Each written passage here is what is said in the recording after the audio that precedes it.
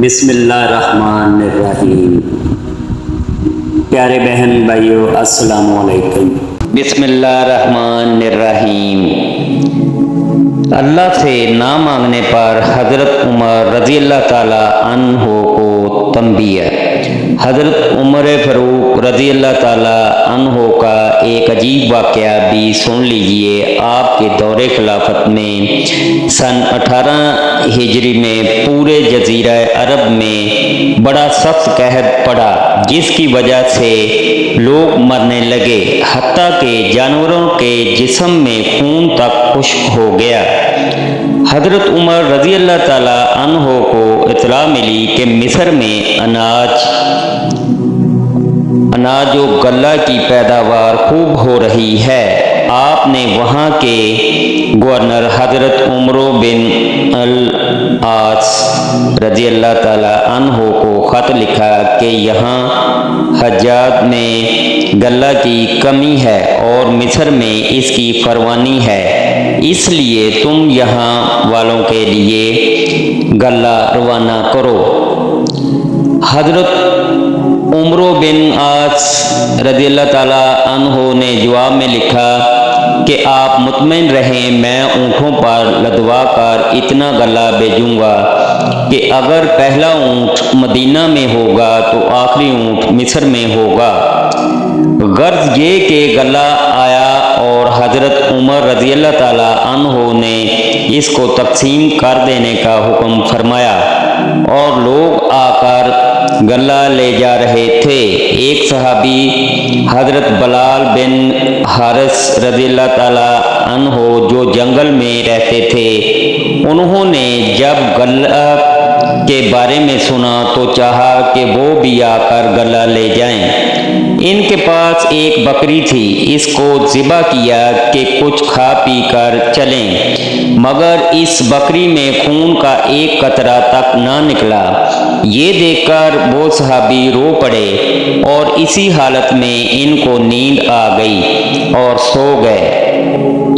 خواب میں دیکھا کہ محمد صلی اللہ علیہ وسلم آئے ہیں اور فرماتے ہیں، حیات کی خوشخبری سنو اور عمر کے پاس جا کر میرا سلام کہو اور ان سے کہو کہ میں نے تم سے ایک عہد لیا تھا اور تم وعدہ کے پورا کرنے میں سخت اور پکے ہو، پس عقل سے کام لو، عقل سے کام لو۔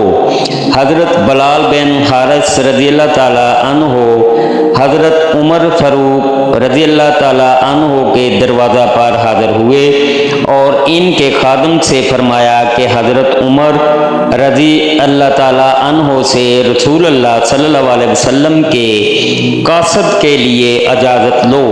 حضرت عمر رضی اللہ تعالی عنہ یہ سن کر خود باہر تشریف لائے۔ انہوں نے ساری بات آپ کو بتائی۔ حضرت عمر رضی اللہ تعالی عنہ گھبرا گئے اور باہر نکل کر لوگوں کو جمع کیا اور منبر پر کھڑے ہوئے اور فرمایا کہ میں تم کو اللہ کی قسم دے کر پوچھتا ہوں کہ کیا میرے طرز عمل میں آپ حضرات کوئی بات بری اور مکروہ دیکھتے ہیں؟ لوگوں نے کہا کہ نہیں۔ حضرت عمر رضی اللہ تعالی عنہ نے صورتحال بیان کی تو بعض صحابہ نے کہا کہ آپ کی غلطی یہ ہے کہ آپ نے قحط سالی کے اس موقع پر اللہ سے مانگنے کے بجائے اپنے گورنر سے غلہ طلب کیا اور اللہ سے استسقاء پانی طلب نہیں کیا۔ یہ بات آپ صلی اللہ علیہ وسلم کو پسند نہیں آئی اور اس پر آپ کو تنبیہ کی ہے۔ حضرت عمر رضی اللہ تعالی عنہ نے فرمایا کہ ہاں یہی بات ہے۔ پھر آپ نے نماز استسقاء پڑھی اور نبی اکرم صلی اللہ علیہ وسلم کے چچا حضرت عباس رضی اللہ تعالی عنہ کا واسطہ دے کر اللہ سے دعا فرمائی۔ اتنے میں لوگوں نے دیکھا کہ بادل منڈلا رہا ہے، پھر بارش ہونے لگی۔ اس واقعہ سے معلوم ہوا کہ اللہ ہی کی طرف ہر معاملہ میں رجوع کرنا چاہیے، کیونکہ اللہ ہی حاجت روا مشکل کشا ہے۔ کوئی نبی ولی، کوئی پیر و فقیر، کوئی مولوی و عالم، کوئی شیخ و صوفی نہ کسی کی بگڑی بنا سکتا ہے، نہ کسی کی حاجت روائی کر سکتا ہے اور نہ دستگیری کر سکتا ہے۔